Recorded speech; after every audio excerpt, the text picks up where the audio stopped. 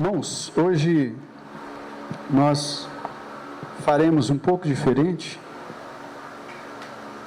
e creio que as circunstâncias justificam aquilo que nós vamos fazer hoje, que é, vamos estar realizando o nosso culto aqui até ali uns 10 minutinhos, para as 8, e nós vamos nos solidarizar com os irmãos ali da Igreja Batista Nacional, que nesta semana perderam 2 irmãs, na verdade, foi essa semana, exato, essa semana.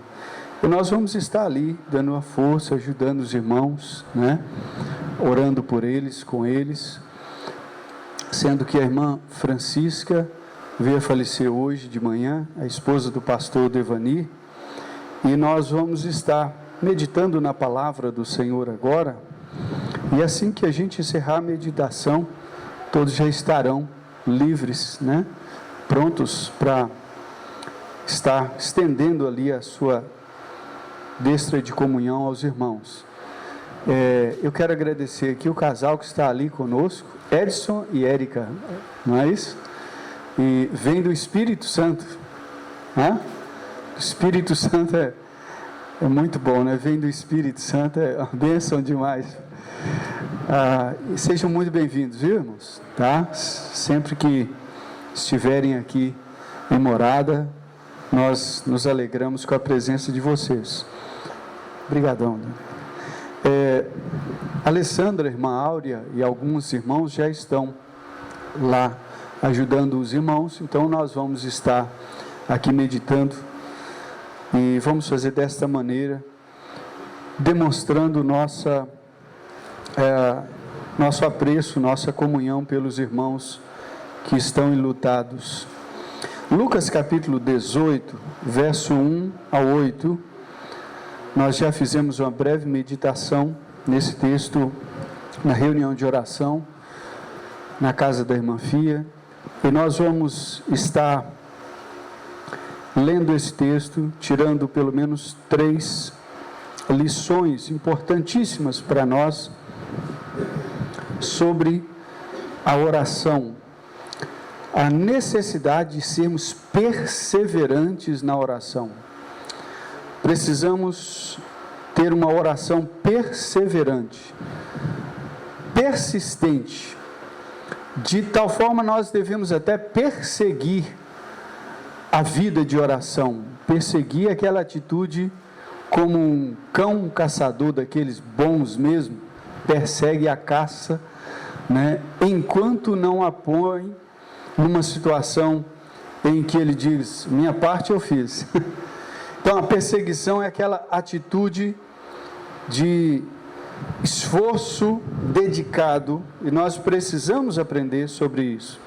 Então nós estamos interrompendo aqui hoje a nossa série de exposições bíblicas sobre a palavra, e nós vamos meditar sobre a oração. Vamos ler então Lucas capítulo 18, verso 1 a 8. Todos juntos, nos diz assim: Disse-lhes Jesus uma parábola sobre o dever de orar sempre e nunca esmorecer. Havia em certa cidade um juiz que não temia a Deus, nem respeitava homem algum. Havia também naquela mesma cidade uma viúva que vinha ter com ele, dizendo, julga a minha causa contra o meu adversário. Ele, por algum tempo, não a quis atender, mas depois disse consigo, bem que eu não temo a Deus, nem respeito a homem algum, todavia, como esta viúva me importuna, julgarei a sua causa, para não suceder que por fim venha a molestar-me. Então disse o Senhor, considerai no que diz este juiz iníquo. Não fará Deus justiça aos seus escolhidos, que a Ele clamam dia e noite, embora pareça demorado em defendê-los? Digo-vos que depressa lhes fará justiça. Contudo, quando vier o Filho do Homem, achará, porventura, fé na terra? Vamos orar mais uma vez. Quero pedir ao irmão Camilo que nos dirija nessa oração.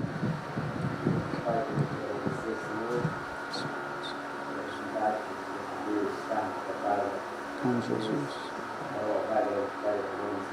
Sim, Senhor Jesus. Oh Deus.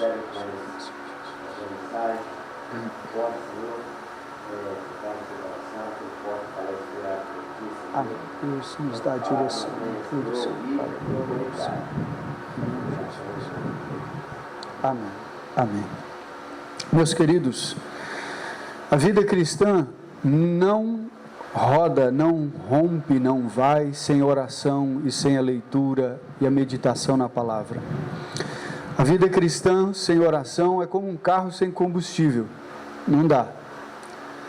Já estão inventando aí combustível até carro rodando até com água, com tudo, mas sem combustível não vai. Também sem motor não vai. O irmão Camilo é mecânico, sabe mais do que nós todos. Não vai, né, irmão Camilo? Não tem como. Todo mundo sabe, é conhecimento geral. Mas volta e meia nós precisamos ser reiterados, relembrados de que a vida cristã sem um conhecimento da palavra crescente e sem uma vida de oração também não vai. Nosso Senhor Jesus, Ele estava tratando da questão do final dos tempos. Nesse texto, Ele estava falando sobre isso, a vinda do reino de Deus. Você pode olhar aí na sua Bíblia e ver no capítulo anterior. Este capítulo corresponde ao capítulo 24 e 25 de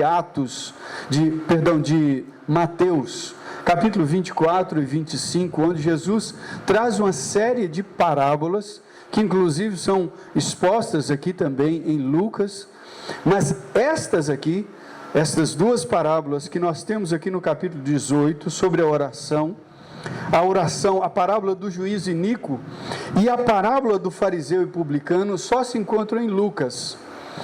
Agora, é o contexto do juízo final, é o contexto da vinda do Senhor Jesus, e tratando disso, ele vem a falar com os seus discípulos sobre a questão da oração. É muito instrutivo sobre isso, e nós queremos aprender aqui três coisas importantes, três verdades importantes sobre a oração. A primeira delas está no verso 1, leia comigo, verso 1, disse-lhes Jesus uma parábola sobre o dever de orar sempre e nunca esmorecer. Eu pediria a você, eu sei que isso não é muito didático, que repita comigo, o dever de orar sempre e nunca esmorecer. Todos juntos? O dever de orar sempre e nunca esmorecer. Nunca esmorecer. Primeira coisa é que a oração perseverante, ela é um dever. Essa parábola, ela já nos foi explicada. Nós não temos que caçar o significado dela, procurar. Jesus já deu o significado. Olha, o que eu vou falar é como ele dissesse, eu vou trazer uma parábola para vocês, vou contar um pequeno fato, uma história, ou criada por ele naquele momento ou não, mas essa história tem a ver com o quê? Traz uma lição sobre o dever de orar sempre e nunca esmorecer. Nós no mundo de hoje, nós temos um problema sério com essa palavra dever. Dever é uma obrigação. Então quando alguém fala com a gente, você tem obrigação de fazer isso, a gente arrepia. No mundo de hoje nós não gostamos muito né, de deveres e compromissos, mas é exatamente esse o ponto que o cristianismo permanece firme, porque o Evangelho traz alguns deveres que nós devemos mantê-los diante, na nossa vida cristã, para que possamos desenvolver a nossa salvação no sentido de crescer na fé. E aqui está um dos grandes deveres. Se nós fôssemos olhar a história da igreja, se você ler a história da igreja, todos os homens, todas as pessoas que perseveraram, firmes, foram produtivas, cresceram na fé, foram pessoas que o quê? Tinham vida de oração. Tinha vida de oração. Leia a história da igreja e você vai ver a vida de homens, de mulheres que tinham vida dedicada em oração. E aqui Jesus coloca o seguinte: o dever de orar como? Sempre e sem esmorecer. Sempre e sem esmorecer. Paulo fala sobre isso dizendo: orai sem cessar. Orai sem cessar. Ore sem parar. Ore sem parar. Faça da sua vida uma vida de oração. O que é uma vida de oração? É aquela vida em que você está em plena comunhão com o Senhor sempre. As mulheres estão lavando as roupas, os homens também lavam. É ou não é, irmão? Irmão Camilo agora está sem a patroa em casa, com certeza é ele que vai lá para a pia. Né? Mas você está ali lavando roupa, e de vez em quando você pode me ver também ali junto à pia de casa, e você está em oração. Você pode estar no computador trabalhando e deve estar em oração. Você entra no Facebook e deve estar em oração, senão você vai publicar coisa que não é de Deus. Orar sem cessar é uma exigência da vida cristã. E não apenas isso, devemos orar não apenas sem cessar, devemos orar sem cessar e sem esmorecer, sem cair a energia, o desejo e o afim. Nós devemos ter essa atitude, né? O pessoal brinca, presbiteriano é gelado, o culto é frio, como é que é? Você sai gripado de tanto frio, né? Não temos isso, né? As pessoas ficam falando sobre isso. Mas a igreja presbiteriana nasce com, especialmente o trabalho de John Knox, na Escócia. E esse homem tinha uma vida de oração tão profunda que as maiores autoridades da sua época tremiam diante da oração dele. Nós devemos ser assim, devemos ser pessoas de oração.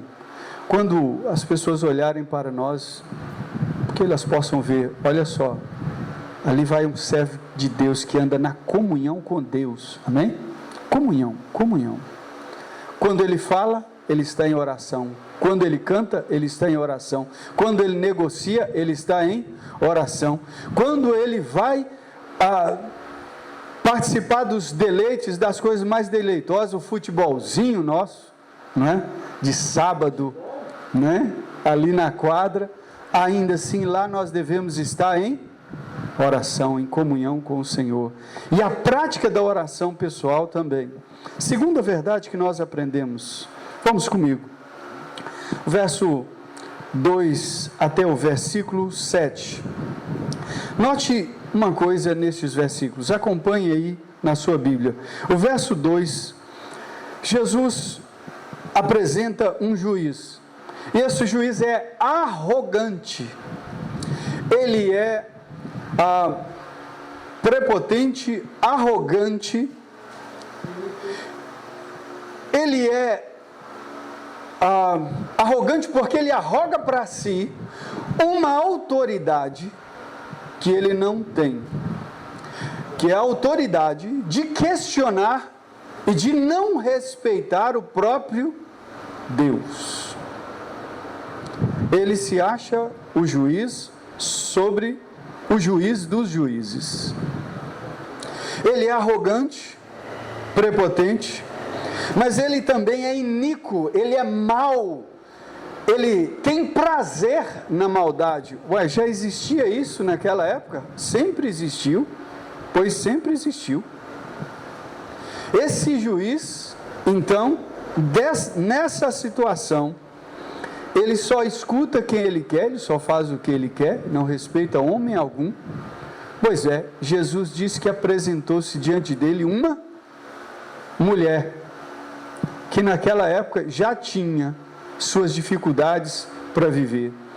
Mas ela não era apenas mulher, ela era o quê? Viúva. Isto é, a classe de pessoas mais desprezadas daquele tempo. As pessoas mais abandonadas e que recebiam menos benefícios naquele tempo. E ali, esta mulher tem uma causa, porque ela tem um adversário, que é aquela pessoa que se põe... Adversário é aquela pessoa que resolve ficar no seu pé. Marcação cerrada. Já viu o time jogando assim? Né? Nunca, né? Igual ontem, marcação cerrada ali no pé do adversário. O adversário é aquela pessoa que fica na cola. E ali ela tinha um adversário, uma pessoa que certamente em condições muito mais vantajosas que ela, estava levando ela ao desgaste máximo. E a única pessoa que ela podia recorrer era o juiz. Mas o juiz era arrogante, o juiz era iníquo. Essa era a situação dela. E ela então faz uma coisa: todo dia ela está no fórum. Todo dia ela está no fórum. Julga a minha causa contra o meu adversário, julga a minha causa. Um dia, já não aguentando, o juiz fala assim: bem que eu não respeito nem a Deus nem aos homens, eu não estou nem aí, eu sou um incrédulo de todo jeito, né? Eu que mando na minha vida, eu que sei de tudo, eu que sei eu. Mas para que ela não... mas ela já está me pirraçando demais, está me incomodando demais, então, para que ela não me moleste, a palavra no grego dá o sentido de que ela não queime a minha reputação, porque ela vai estar vindo aqui e o povo vai sair falando: você sabe de uma coisa, esse juiz nosso não está prestando para nada, porque essa viúva já tem um tempão que ela está vindo aqui, está vindo e não resolve a causa dele. Vamos pensar nesse juiz, vamos pensar se ele realmente deve continuar. Esse é o sentido da palavra no original. E aí ele resolve fazer o seguinte: vou atender. E atendeu. E Jesus então nos chama a atenção no verso 6 da seguinte maneira: considerai a palavra desse juiz. E ele diz, verso 7, junto comigo: não fará Deus justiça aos seus, o quê? Escolhidos, que a ele clamam dia e noite, embora pareça demorado em defendê-los? Aqui está a lição. Aquele juiz era arrogante. Arrogante é uma pessoa que acha de si mesmo, arroga para si mesmo títulos que ele não tem. Mas Deus não é arrogante. O que Deus diz que ele é de fato. Ele não fala mais sobre si mesmo, porque não tem como mais falar mais do que ele é. Ele não pode falar melhor dele mesmo, porque ele já é tudo o que pode ser. Então ele não arroga. Aquele lá era arrogante. O juiz era iníquo, perverso, ele praticava maldade, ele era injusto, mas Deus é o Senhor de toda a justiça, o Deus justo que reina em cima no céu e na terra. E quem era a mulher? A mulher era desprezada, era uma viúva, ninguém queria saber de defendê-la, ninguém tinha apreço por ela, mas Jesus compara ela aos seus eleitos. Está aí no verso 7, os eleitos de Deus. Quem são o povo de Deus?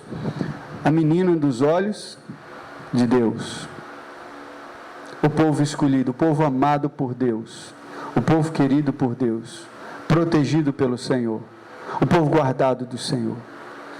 Ele diz então: se aquele juiz atendeu aquela mulher por motivos que Deus nunca atenderia, imagine Deus que ama o seu povo, não vai atender as suas orações?